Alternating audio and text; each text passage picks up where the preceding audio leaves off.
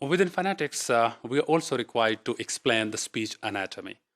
And since this speech is one of the important abilities of human being, we are required to describe with every possible description of the speech as a mechanism.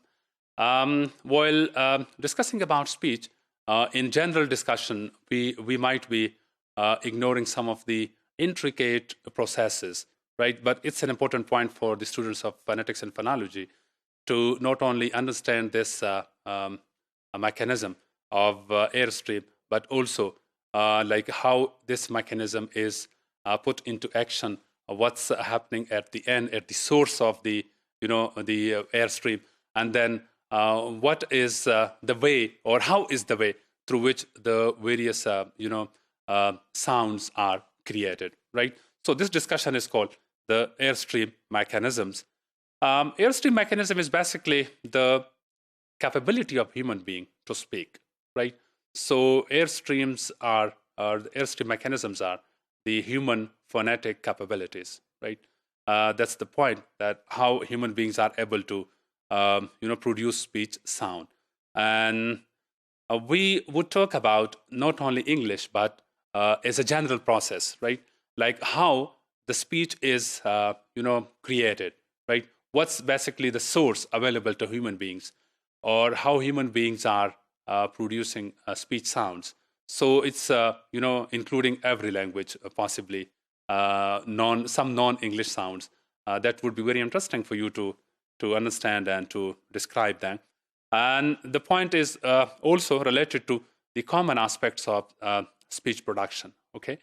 Because common aspects like how is the sound put into action, okay? Like how are the articulators used, but what's the force through which the articulators are activated, right? So how is the speech set into motion? How is it activated, right?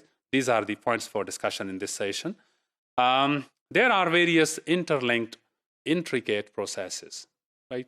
Although those processes are commonly ignored when discussion is about the speech sounds, but there are various intricate, interlinked processes which are required to be understood. Like one example is that how is this phonation or voicing phenomenon taking place at the larynx, right? So if you just try to explain this process, the process of voicing, or the making of a sound voiced, or the making of a sound voiceless, right? So these are some of the points which must be understood by the students of phonetics and phonology. About the airstream mechanism, two possibilities are there. If the air is pushed out, which is most of the time the case in languages like English, right?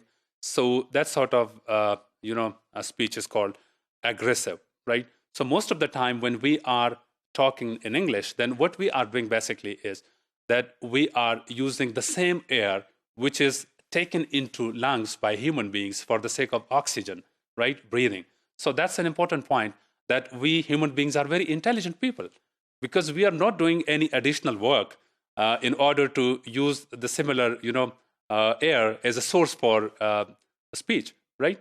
So we are just modifying those, pressures which are created within the basis of that oxygen, right? The diaphragm is left up, right?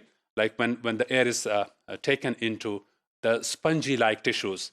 What are lungs basically? Those spongy-like tissues, right? So when we are filling in the air, right? So what we are doing, right? So we are basically just, taking up the diaphragm, right?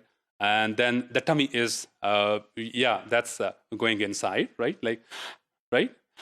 So that's the process through which the air is taken into your lungs. And then the same air, the same oxygen, it's then slowly and gradually released through your trachea. It's the modification which is done into your larynx.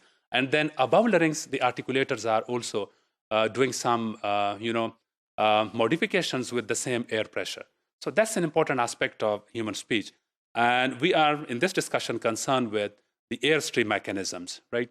So there are basically three types of airstream mechanism. available to human beings, right? The one and the most popular one, maybe the most famous one, is the pulmonic airstream mechanism, which I was just explaining to you, okay? That how is the air taken into your lungs, right? And then how are you using the same air as a source? But there are two more, possibilities, two more airstream mechanism. The one is the glottalic, right? When just your glottis is basically the in-between space within your larynx, the sound box, right? So that's glottis is used as a source, right? As a, as the activating force for the air, right? But the air is not coming from the lungs, right? The lung air is closed off at the glottis, and then there is some other type of air which is created into the space between your glottis and the above the mouth cavity. So that's called the glottalic airstream mechanism. And then there is one more possibility, that's the third possibility, which is called Wheeleric airstream mechanism. And as it's clear from the name Wheeler, so Wheeler is involved. The Wheeler is basically the activating force for the air.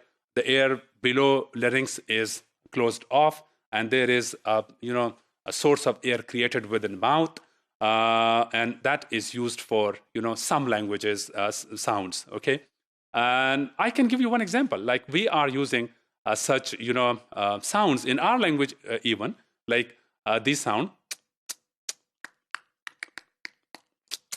So there are some languages like in African region, there are some languages in which these sounds are used as phonemes. Yeah. So these three possibilities are there, and these are called the airstream mechanisms. We would be discussing them.